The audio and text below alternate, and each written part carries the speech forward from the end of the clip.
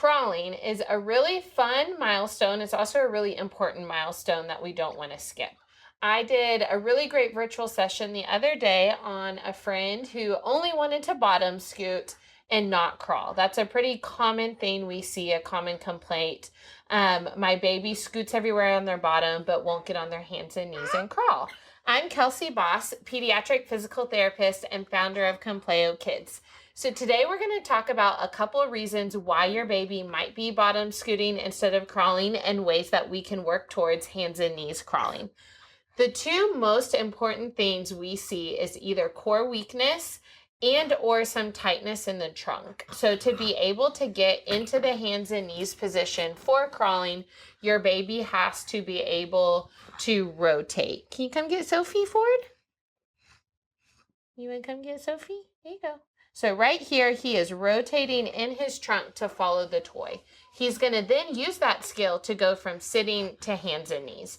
So if your baby is tight and stiff and can't rotate, or they have a weak core, they're going to resort to bottom scooting. So a couple ways that we can work on that. One is just old-fashioned core strength on the exercise ball. I love a good exercise ball. I loved it when I was pregnant. I loved it for tummy time when he was a newborn. And now as he is in that 6 to 8 month range, we still use it a ton for strengthening. So you're going to hold them on the ball. We're going to start high, and the lower you hold them, the harder they're working. You ready? You want to lay down? Say hi. So one of the first things you can do is baby sit-ups. You let them initiate and then help them pull all the way up. Peekaboo. Good job.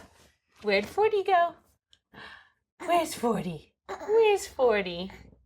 You ready? So baby sit-ups on the ball, and then just sitting on the ball. Wheels on the bus is a great one to do. You can practice going round and round, up and down, and side to side. So strengthening on the ball is one of the best ways to help work towards that crawling. Okay, can you say bye-bye to the ball? Say bye-bye, ball. We're going to push the ball away. Other things that you're going to want to really work on is sitting with a narrow base of support.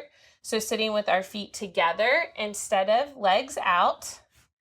Different sitting positions like side sitting here. And then practicing transitions in and out of sitting. And so we're going to put the toys that they want, and we're going to work on that trunk rotation. And if they're a little bit older, you can then help them get to hands and knees.